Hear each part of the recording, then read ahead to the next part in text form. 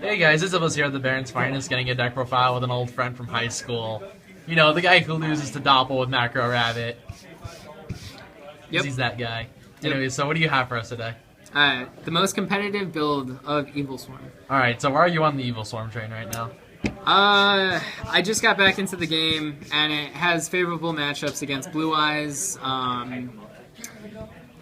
Blue Eyes mainly. So yeah. Alright. And anything trying to do... Ophion just doesn't get power crept. That's true, it is one of the few boss monsters like Tiramisu. Anyways, let's get started. Alright. Rabbit. Yep. 3 Heliotrope. And then 3 Caster. Yep. 3 Karikaon. And 3 Mandragora.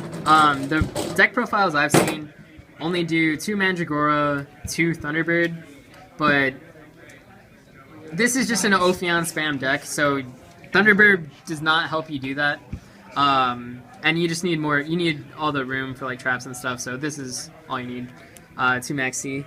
So do you like Maxi without having like any hand traps to actually draw into, or Yeah. are you just trying to deter your opponent from like the stop? Yeah, because you want to go first. And if you go second, you know, you should, like I main deck Raigeki, and you got traps like the Mirror Forces and stuff, so you can, yeah, it's good. Okay. Alright, Rhoda for Caster, Upstart Goblin, 3 Pot of Desires. So what's your stance on 3 compared to 2? Because a lot of people I know go to 2 on this. I think that 3 is basically always correct, because you just want to open it, and the chances of you drawing... Just probabilities on your side running 3. Yeah, I haven't run into any case where I'm like, fuck, I should only run 2. Okay. But, and then Raigeki. So 2 Pandemic. So why only 2 with this? You don't need any more than 3. There's not a lot of like traps or anything like that in the format, so 2 is good enough.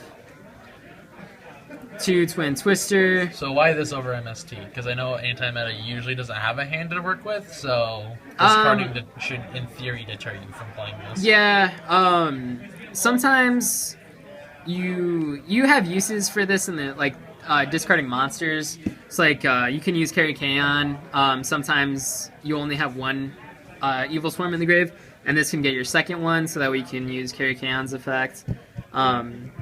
Also, if I have Instant Fusion and I don't have anything in the graveyard, and I just need to make rank 4, you can send a monster to the graveyard. And then you also run Plot of Desires, so that's a +1, so this will even out with that. Okay. Then 2 Unexpected Die, just to get Heliotrope out of the deck and make Ophion more consistently. And then 2 Instant Fusion. The best way you want to set up is an Ophion, and then with the Roflasia. So Instant Fusion is only... there's other ways to do it, but Instant Fusion is like the most reliable way. Okay. And that's it for the spells. So why no Allure of Darkness? Okay, Allure of Darkness. Alright, in Evilsawrm, every monster you need to use it to make a rank 4. Because at the end of the day, it's a rank 4 deck.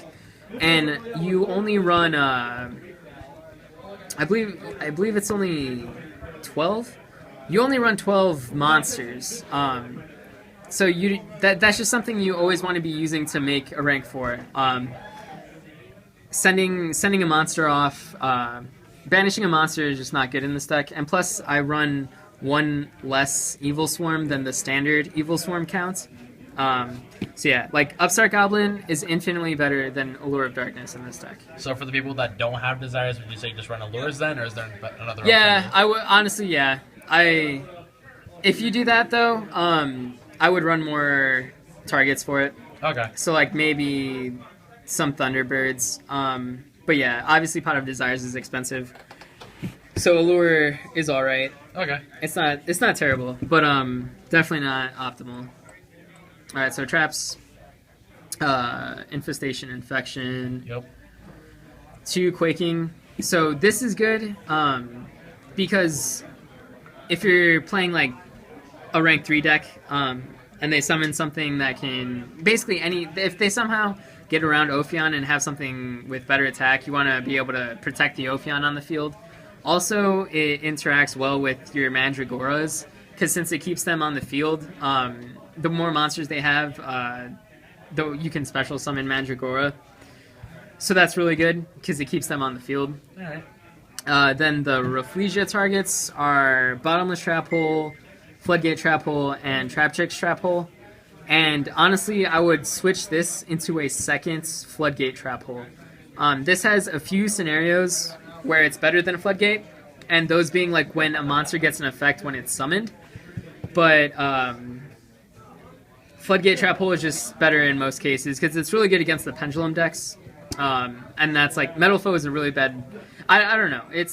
I would say it's a bad matchup for the deck. So Floodgate Trap Hole is a lot better against Metal Foe. So then why not Time Space to, in theory, get rid of all the monsters that I don't even know what that does. What is that? You spin monsters back in the deck for every 1,000. Like you pay 1,000 per monster you spin back. When your opponent would special summon a monster or monsters, shuffle them into the deck and pay, and then you lose stuff. The special summon monsters from the Hander extract. Hander extra. Yeah. Okay. And like that can be used on like non-inherent summons, like Shelby. I thought it. People used to play it for Shadolfi. Alright, anyway. That's a good point. So now what I want to do is play that card. I don't know. But 3 for sure is the right number. Okay, so 3 Trap Holes regardless. 3 Trap Holes is and good. make one Bottomless. One of them's Bottomless, one should be Floodgate, and then the third can be whatever you feel.